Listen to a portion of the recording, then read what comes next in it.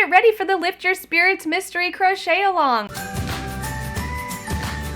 What's up guys, Mandobug here, and I am so excited to be hosting this Mystery Crochet Along this year. This pattern is one of my best patterns I've ever designed, and I can't wait for you guys to see what it looks like. So let's get started with what is a mystery crochet along. Well, it is a crochet along that happens over a specific period of time where we make this pattern that you don't really know exactly what it's going to look like. I'm going to share some details with you that give you a general description of the pattern, but I'm not sharing any photos. That's going to be released in a series of clues during the crochet along. When is this pattern going to come out?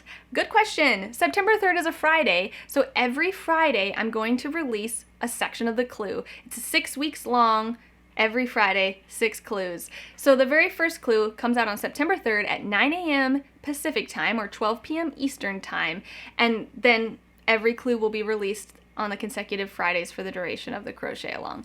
Every Saturday morning, I'm going to be going live on YouTube, and we can just chat about our progress and the pattern and really spooky crochet in general. I'm really excited to be hanging out with you guys and chatting live. So how do I participate? Well, this Lift Your Spirits Mystery Crochet Along, or MCAL, is going to be running from September 3rd through October 15th. This is going to give us plenty of time to finish up that pattern and still be able to wear it the last couple of weeks of Halloween.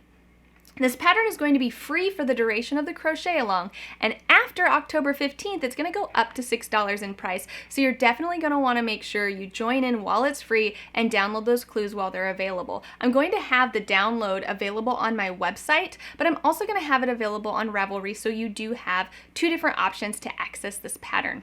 If you want all of this information collected into a PDF, I will have that link down below as well. I'm going to be hosting this crochet along in my Facebook group, so that's Mandobug Crafters Corner, and I'll have a link to that in the description box below. In there you can post pictures, share progress photos, ask questions, and see what other people are making as well, how their shawls are turning out and what colors they're choosing to go with. Now, you can also participate on other platforms like Instagram or TikTok with the hashtag #LiftYourSpirits MCAL, M-C-A-L, which stands for Mystery Crochet Along, or hashtag Lift Your Spirits Shawl.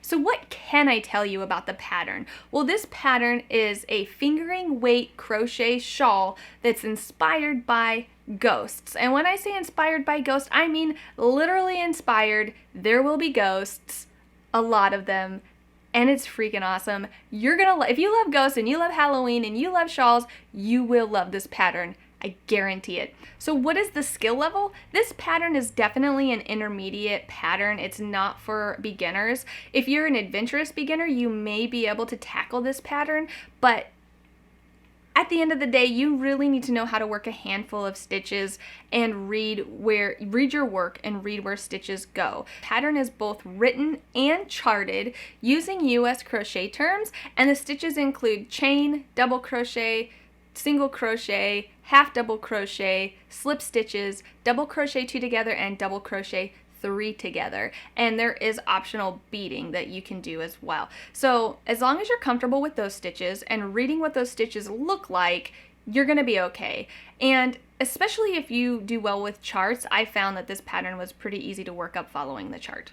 Now, what do you need to make this shawl? Well, I have an option for 2 different sizes, although I recommend that you make the large size. That was my full concept when designing this pattern, but then I realized 5 hanks of fingering weight yarn is quite a bit, and some people don't really care for fingering weight yarn, so I also made a small size. You need 510 yards of fingering weight yarn for the small size, or you need 1,950 yards for the large size.